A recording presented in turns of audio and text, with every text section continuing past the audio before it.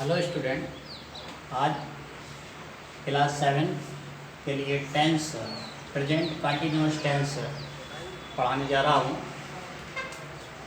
तो पहले इनकी थोड़ी सी पहचान देख लीजिए। इन सेंटेंसेस में कार्य के लगातार चलते रहने का बोध होता है। इनकी पहचान है ये कि ऐसे बात होते हैं जिसमें काम लगातार चलता रहता है। जैसे कि वे अंग्रेजी पढ़ रहे हैं, तो अंग्रेजी पढ़ रहे हैं यानी पढ़ने का काम अभी जारी है लगातार।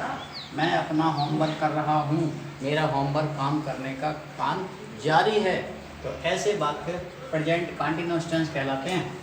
या हम ये भी कह सकते हैं कि जिन वाक्यों की क्रिया के अंत में रहा है, रही है, रहे हैं आदि शब्द आते हैं उन्हें भी प्रेजेंट कंटिन्यूअस टेंस कहते हैं। रूल इसका ये होता है कि सबसे पहले हम सब्जेक्ट यानी कर्ता लिखते हैं। तो इसका सब्जेक्ट क्या है, हम लिखेंगे दे। फिर उसके अनुसार किए जा रहे हैं। दे प्लूरल नंबर है इसलिए आर लिखते हैं, आर। और फिर मेन वर्ब में आईएनजी जोड़कर, मेन वर्ब है पढ़ रहे तो रीडिंग। इसके बाद ऑब्जेक्ट है, फिर अन्य शब्द। तो क्या पढ़ रहे हैं, अंग्रेजी, इंग्लिश। ये हो गया इसका एग्जाम्पल 1।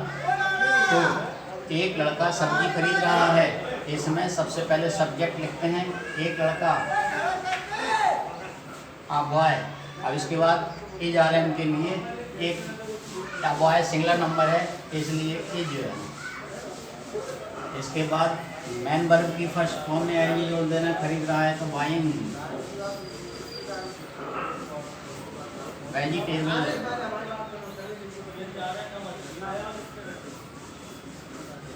वेजिटेबल।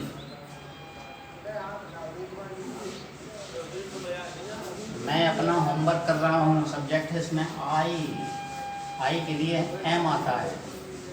और इसके बाद वर्ब है कर रहा हूँ, डूइंग।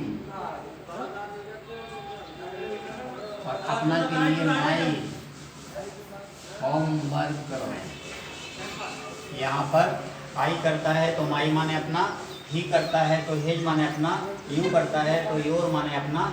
इस तरीके से ये प्रेजेंट कंटिन्यूअस टेंस हो गया। अगर नेगेटिव हो ये,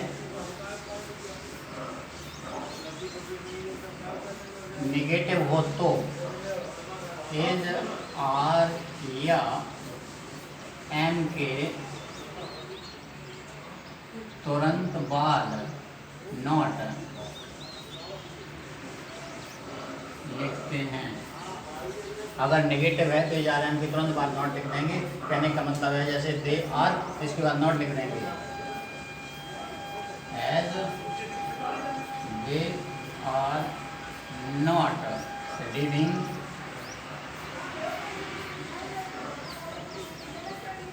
इंग्लिश।